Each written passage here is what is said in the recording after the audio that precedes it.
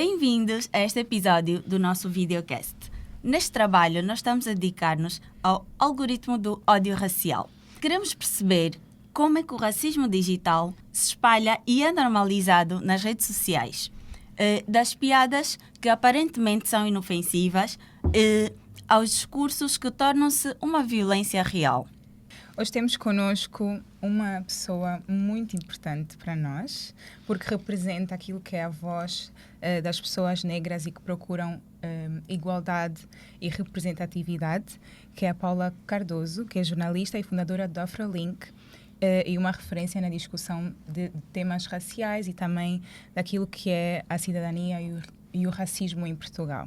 Muito obrigada, Paula, por aceitar o nosso convite e por estar aqui connosco por mais um episódio do nosso videocast. É um enorme Olha, prazer grata pelo recebê-la. convite. Para mim é uma honra estar sempre nestes ambientes de estudo e de produção de conhecimento. Espero que seja uma boa conversa. Portanto, estou aqui ao vosso dispor. Com certeza. Com certeza. Para começarmos então esta conversa, gostaríamos de saber como definiria o racismo digital em Portugal. O racismo em Portugal é estrutural, como o é a nível global. Portanto, temos sociedades que estão construídas em cima de uma história de exploração de corpos negros.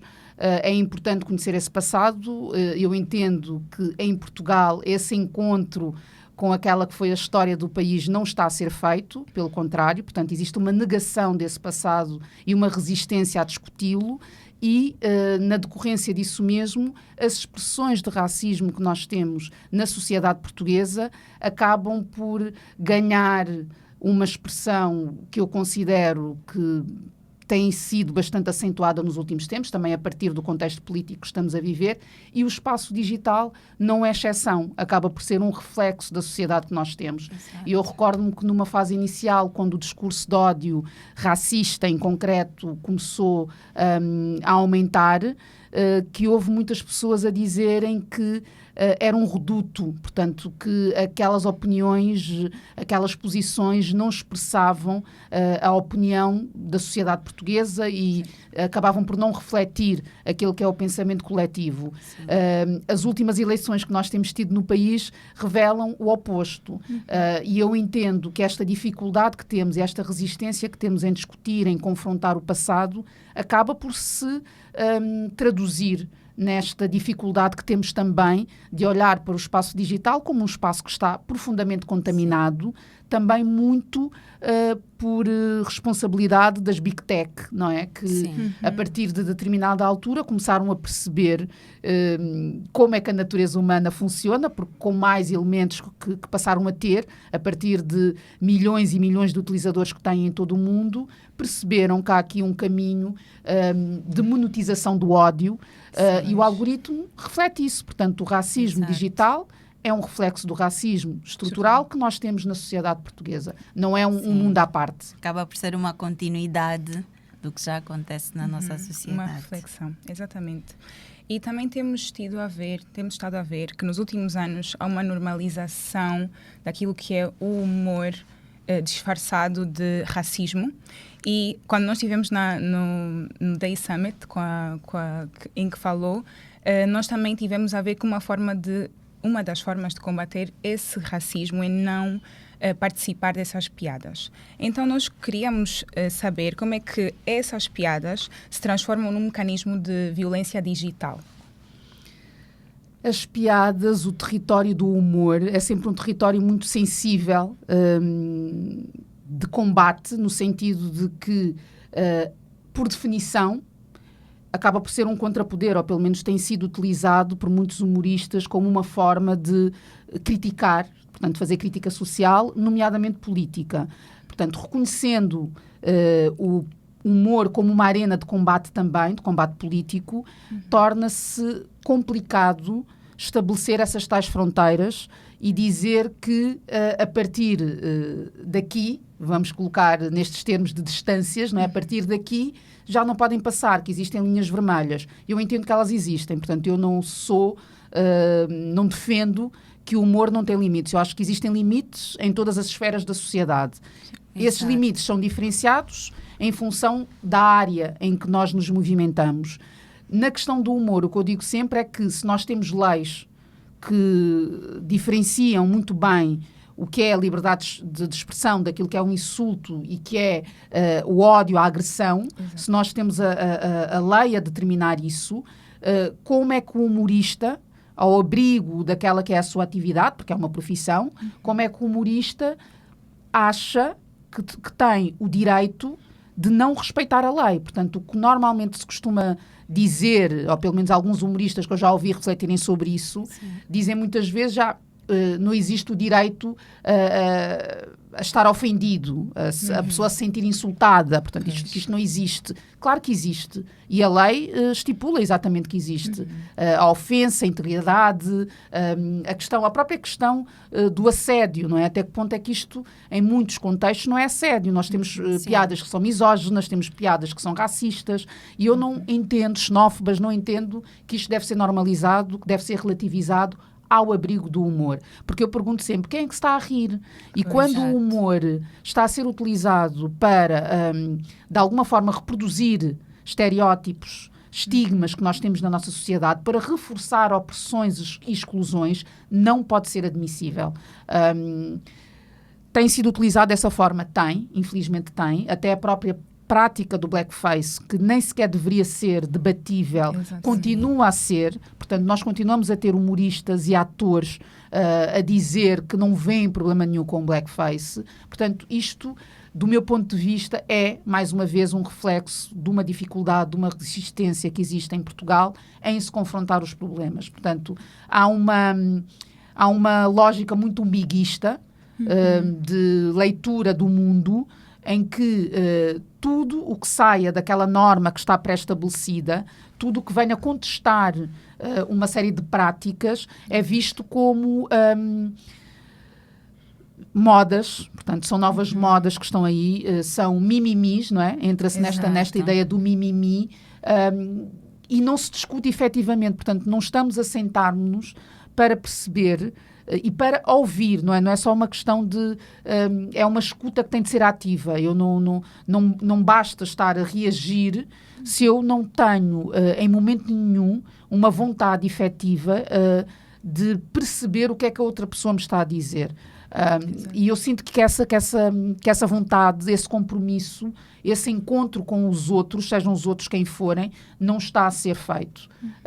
E as pessoas preferem ficar nas suas bolhas de privilégios, sem perceber, de facto, que estão numa bolha de privilégio.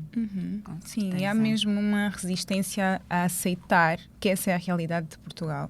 E acredito que muitas dessas pessoas que estejam envolvidas também nesse racismo queiram também que continue assim, porque são xenófobas na sua maioria e têm o racismo estrutural em Portugal. Mas há aqui uma dimensão que é o racismo passivo, como eu lhe costumo chamar, que é... Nesta estrutura, conforme fomos educados e conforme continuamos a ser educados e expostos a uma série de mensagens, continuamos a acreditar que o racismo tem de partir de uma perspectiva de agressão pura. Portanto, se não há um insulto, se não há pancadaria, se não há discurso de ódio que seja evidente, escancarado, as pessoas não conseguem perceber que existe, de facto, uma violência racista. Portanto, não conseguem perceber o processo de arrendamento de uma casa, o processo de candidatura a um emprego, o processo de acesso à saúde, à educação. Portanto, as relações interpessoais. As pessoas, quando não estão a reproduzir de forma ativa este tipo de discurso e este tipo de agressão, têm muita dificuldade em perceber as subtilezas nas quais o racismo estrutural se vai renovando. Exatamente. Certo. Ainda bem que falou sobre isto agora, sobre o discurso de ódio. Quando não está escancarado, as pessoas tendem a não interpretar ou não admitir, sendo o racismo por não estar ali tão óbvio. E na sua experiência, Paula, quando é que o discurso de ódio deixa de ser opinião e passa a ser um crime? A lei tipifica, mas é muito difícil que a própria lei reconheça que é crime. Por isso é que existe uma iniciativa legislativa cidadã para criminalizar o racismo e outras formas de discriminação. Portanto, essa iniciativa legislativa cidadã foi lançada há um ano, portanto, foi em dezembro de 2024.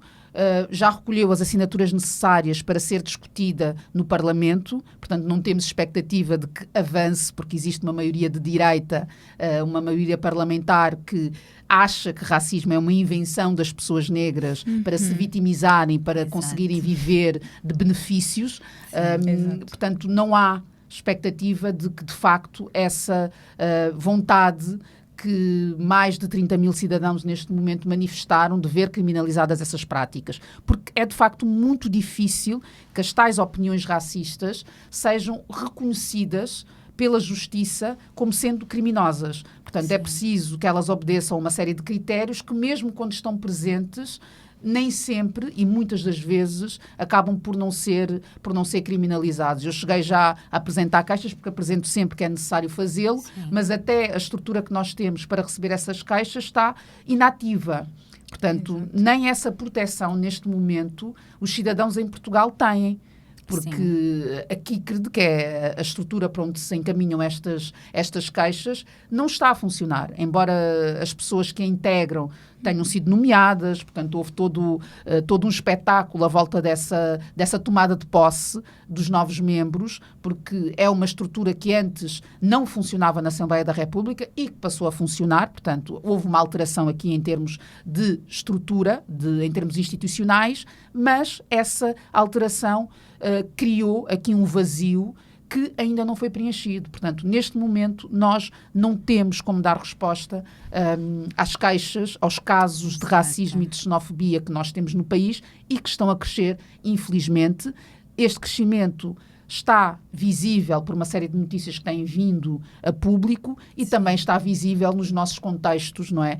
Mais privados e também nos recreios das escolas. Portanto, eu tenho esse contacto com algumas escolas, com educadores e vejo, ou pelo menos acompanho aquilo que está a ser transmitido, aquilo que se está a passar nos recreios e nas salas de aula. Portanto, é mesmo grave a situação que estamos a viver e, infelizmente, não temos mecanismos legais que nos permitam combater adequadamente este problema. É de facto preocupante, Paula, porque em pesquisa, enquanto estivemos a investigar, reparamos que muitas denúncias são feitas e o número das que de facto são criminalizadas ou julgadas ou condenadas, o número é discrepante. É assustador ver que não está a ser feito um acompanhamento sequer no que é a concretização da resolução do problema. Não está a ser feito. Completamente de acordo, mas se nós pensarmos que os próprios juízes, os advogados, portanto, todo o sistema judicial precisa de ter formação, e nós temos em Portugal um Plano Nacional de Combate ao Racismo e à Discriminação que está na gaveta e que prevê exatamente isso, que todas as instituições do Estado tenham formação em racismo, xenofobia, no combate a todas as formas de discriminação, porque se o conhecimento sobre as matérias e como é que estes processos operam, se não está lá, é muito difícil que estes profissionais consigam perceber as tais subtilezas e consigam também entender a importância de dizer basta e de, a partir da jurisprudência, começar então a contribuir para uma alteração daquele que é o ambiente que nós vivemos no país. Olá, no Day Summit mencionou que o racismo não se resolve apenas com manifestações.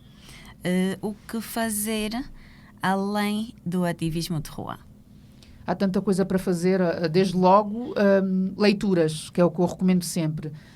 Este lugar da educação, da autoeducação, do autoconhecimento, que é um lugar que eu venho fazendo como pessoa negra, porque senti necessidade de ter essas ferramentas para me conseguir posicionar em relação a uma série de agressões que fui sofrendo ao longo da minha vida. A partir do momento em que eu tive esse encontro com as leituras, eu consegui perceber que não estava sozinha, por um lado, e que isto era, de facto, um fenómeno global e estrutural. E a partir desse conhecimento e desse reconhecimento, eu venho fazendo o meu caminho de consciencialização de outras pessoas, sempre com esta perspectiva de estamos todos a aprender. Certo. De lugares diferentes, de pontos de partida diferentes, mas estamos todos a aprender. A questão é que o que eu sinto é que as pessoas brancas não estão a fazer esse caminho. Efetivamente e com consistência. Portanto, a primeira contrariedade, portanto, no primeiro momento em que se sentem visadas, e é sempre importante sublinhar, não estamos a falar da pessoa A, B, C ou D, estamos a falar de uma estrutura. E eu nunca consigo perceber porque é que as pessoas se sentem individualmente visadas.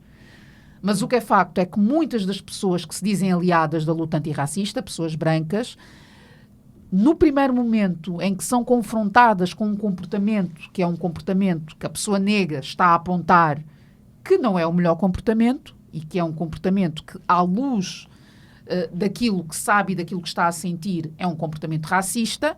Sim. O comportamento racista não significa que a pessoa seja ativamente racista, mas está ali a expressar algo que é racista. Sim. E quando isto é trazido, há logo a fragilidade branca de alguma forma a emergir. Por isso é que eu digo, o que é que precisa de ser feito? Antes de mais é preciso que as pessoas brancas, sobretudo, e eu falo sobretudo nas pessoas brancas porque a construção do racismo vem desse lugar, portanto, não fomos nós, pessoas negras, que construímos esta estrutura há séculos atrás e que continuamos a renová-la com uma série de práticas. Quando ou enquanto este reconhecimento coletivo não for feito, esta responsabilização, insisto que não se trata de culpas, trata-se de responsabilização.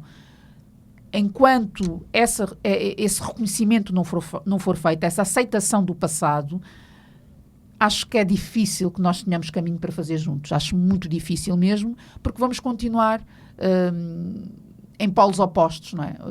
Nós a dizer sim, existe, e do outro lado a dizer não existe. Há algumas pessoas que são. Pois, exatamente. E nós também tivemos a ver que existem algumas formas de lidar com as queixas e de alguma forma combater o que acontece, e queríamos saber qual dessas plataformas é que considera que já estão a fazer alguma diferença ou que devem continuar com o trabalho que têm feito, porque existe também uma linha de apoio, e nós queríamos saber quais é que considera que são realmente importantes e que as pessoas deviam seguir o seu caminho. Eu, antes de mais, acho que é sempre importante denunciar. Portanto, não comungo daquela ideia de que não vai dar em nada, porque temos muitos casos que de facto não dão em nada, então não vamos avançar. Eu acho que é importante avançar. Em relação a cada situação, é perceber qual é que é a melhor resposta. Eu falei há pouco na KICRD, a quem já recorri no passado, portanto, para apresentar queixas contra comportamentos que eu considerei racistas, e acho que em função, também já fui à polícia, portanto, acho que em função da situação em concreto, acho que é importante percebermos como é que podemos agir, portanto, a quem é que eu posso recorrer. Quando temos dúvidas, temos o SOS Racismo, por exemplo, que é uma instituição que eu acho que, uma associação a qual importa recorrer nessas situações. Portanto, eu sugiro até que em casos de dúvidas, de necessidade de acompanhamento, que se peça apoio ao SOS Racismo, porque o SOS Racismo saberá encaminhar seguramente aquela que for a melhor, para aquela que for a melhor resposta para aquele caso em concreto. Portanto, sim, SOS Racismo, sem dúvida. E façam denúncia sempre. Portanto, não deixem passar. Sim. Nós já estamos prestes a terminar e gostaria muito de saber se há algo que gostaria de acrescentar a esta conversa que fosse essencial. Eu reforço este trabalho individual que tem de ser feito por todas as pessoas. Portanto, mesmo alguns de nós que continuam a reproduzir também alguns pensamentos racistas, porque é preciso que exista uma descolonização das mentes para que todos nós, pessoas negras, pessoas brancas, percebam as raízes do problema e que trabalhem sobre elas, mas obviamente no meio disto tudo, desta responsabilidade, não podemos nunca esquecer que as pessoas brancas têm uma responsabilidade diferente neste processo. Portanto, nós já estamos a fazer a nossa parte, sempre fizemos. O sobreviver a estas estruturas é parte do trabalho que nós estamos a fazer. E estamos aqui, continuamos disponíveis para dialogar. Há um medo muito grande, diria eu, na sociedade, do poder negro. Portanto, eu não sei o que é que se ativa, que medo é este, que ameaça é que identificam nas pessoas negras, se imaginam que nós poderemos, eventualmente, fazer o que nos fizeram.